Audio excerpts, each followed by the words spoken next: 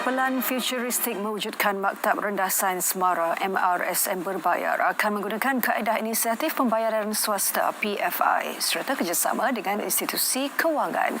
Juga siasatan menyeluruh kenal pasti punca sebenar kehilangan kapal kargo MV Daikat 06. Perinciannya bersama Muhammad Cinasami di Parlimen.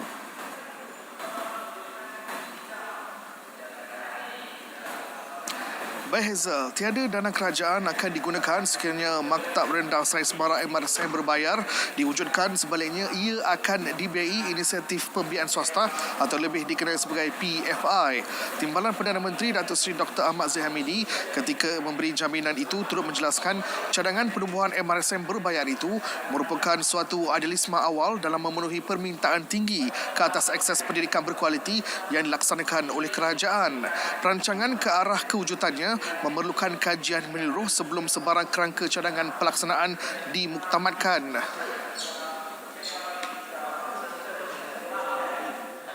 Dalam perancangan kami tidak akan menggunakan peruntukan daripada kerajaan. Sebaliknya kita akan menggunakan perkataan PFI, Private Finance Initiative, dan kita akan bersama dengan institusi kewangan untuk pembiayaan. Dalam hal ini, kita mesti keluar daripada kepompong dan berfikir tanpa kotak.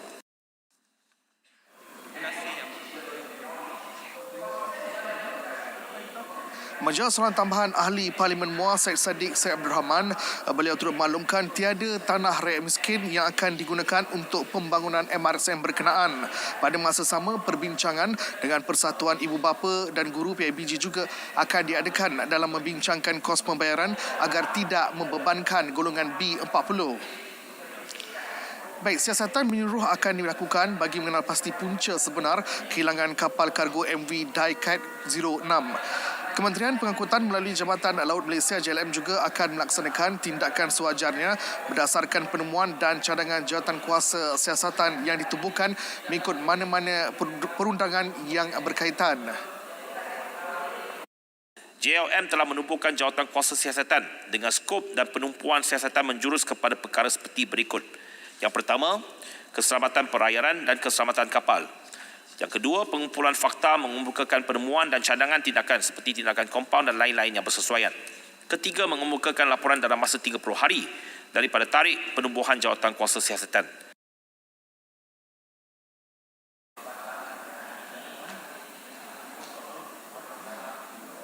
JLM juga telah diarahkan untuk meneruskan misi pencarian. Beliau ketika menjawab soalan tambahan Ahli Parlimen Tuaran, Datuk Seri Medias Tunggau turut menyangkal dakwaan kerajaan yang tidak serius dalam pencarian kapal tersebut. Kapal kargo MV Daikat 06 yang membawa 3 kru warga Malaysia dilaporkan hilang di perairan Indonesia selepas gagal berlabuh di Kuching, Sarawak pada 31 Disember lalu. Baik, kerajaan bercadang meminda Akta Kesalahan-Kesalahan Seksual terhadap Kanak-kanak 2017 Akta 792. Ia melibatkan aspek terminologi serta penggunaan media sosial yang menjadi antara medium eksploitasi mangsa. Perkara itu akan dibincangkan dalam sesi libat urus bersama Ahli Parlimen, Senator dan Majlis Peguam Negara pada minggu hadapan. Terima kasih kepada Yang Berhormat. Sebenarnya kerajaan turut akan meminda Akta Keterangan Saksi Kanak-kanak 2007 bagi memperuntukkan mengenai pendengaran khas bagi sesuatu lagi mekanisme di bawah keterangan saksi kanak-kanak yang boleh diambil dalam bentuk rakaman video supaya kanak-kanak tidak perlu menghadiri perbicaraan serta pemberian kuasa kepada mahkamah untuk melarang soalan-soalan yang tidak wajar diajukan pada kanak-kanak bagi memastikan seseorang saksi kanak-kanak itu dapat memberikan keterangan yang lebih tenang, lancar dan selesa.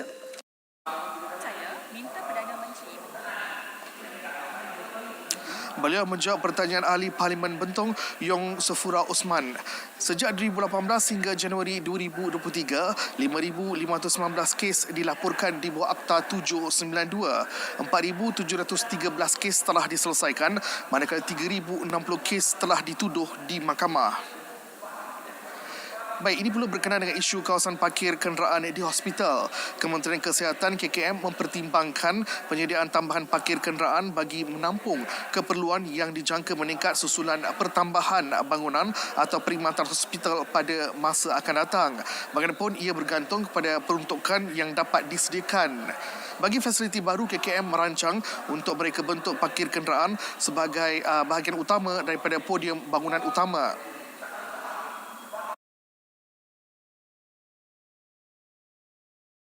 Pada masa ini, beberapa inisiatif telah dilaksanakan oleh KKM bagi mengatasi masalah kekurangan tempat letak kereta yang kritikal di kebanyakan hospital utama di Malaysia.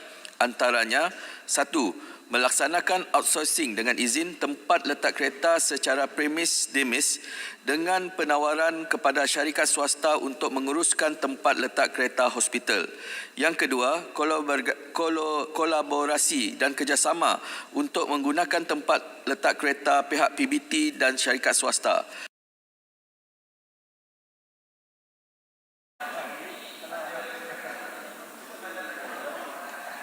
Berikutan peruntukan yang terhad, keutamaan KKM pada masa ini tertumpu kepada penyediaan keperluan penjagaan kesihatan dan perubatan. Dr. Isman menjawab pertanyaan ahli Parlimen Kuala Nerus, Datuk Dr. Alias Razak. Baik, sementara itu di Dewan Negara, Menteri di Jabatan Perdana Menteri Undang-Undang dan Reformasi Institusi, Datuk Seri Azalina Osman Said memaklumkan rang undang-undang RUU Pemansuhan Hukuman Mati Mandatori 2023 dan RUU Semakan Hukuman Mati dan Pemenjaraan Sepanjang Hayat 2023 akan dibacakan kali pertama pada Isnin ini. Mesyuarat Jemaah Menteri pada 17 Mac 2023 telah bersetuju dengan beberapa dasar baru dalam usaha pemansuhan hukuman mati mandatori.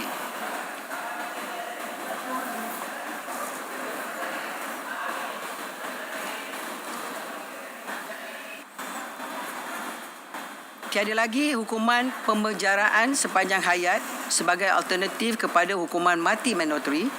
Sebaliknya, hukuman alternatif baru adalah hukuman pemenjaraan tidak kurang daripada 30 tahun dan tidak melebihi 40 tahun serta sebatan tidak kurang daripada 12 kali.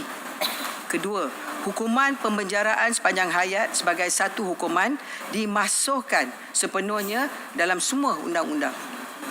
Ketiga, hukuman mati dimasukkan bagi kesalahan-kesalahan yang tidak menyebabkan kematian melainkan 3 kesalahan iaitu Seksyen 121 dan Seksyen 121A Kanun Keseksaan dan Seksyen 39B Akta Dadah Berbahaya 1952.